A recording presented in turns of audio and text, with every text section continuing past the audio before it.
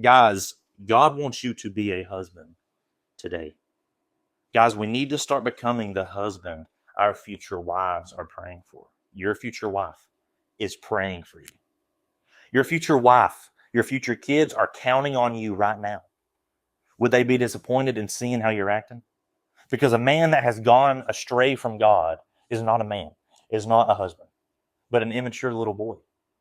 We've got to become the God-fearing man that our future wife and kids are counting on. We've got to start today, not tomorrow. Not whenever you meet your future wife, not whenever you get married to her on your wedding day. You become that husband today.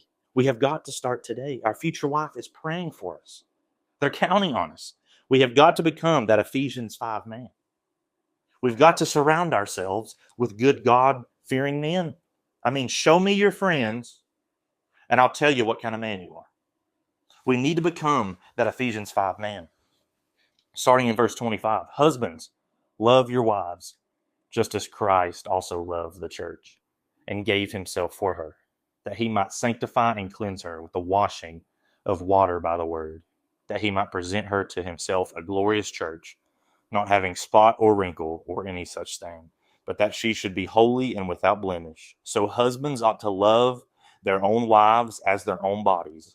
He who loves his wife loves himself. Guys, we have got to become that husband today.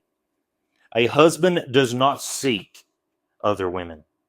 I mean, it tells us that if we love our wives, we love ourselves. We should not cheat on our wives.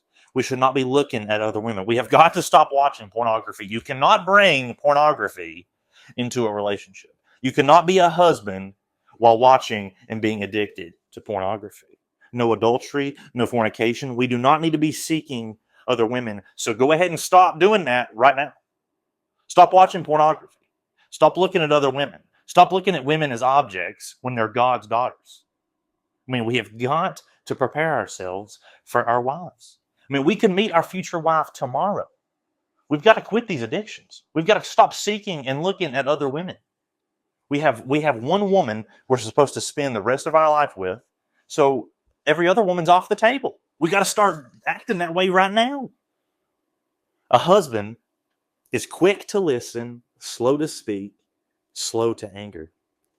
As a husband, we need patience.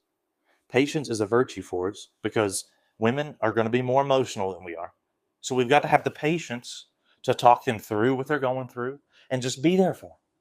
We're going to have kids that are going to aggravate the crap out of us, but we need to have patience with them. We've got to lead our families.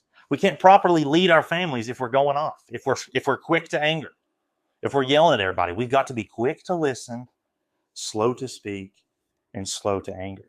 And a husband is a leader.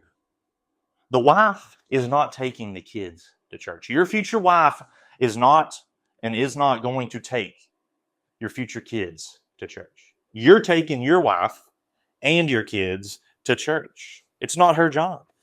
And we've got to be a leader. We've got to provide for our family. We've got to work and provide financial values and financial support to our family.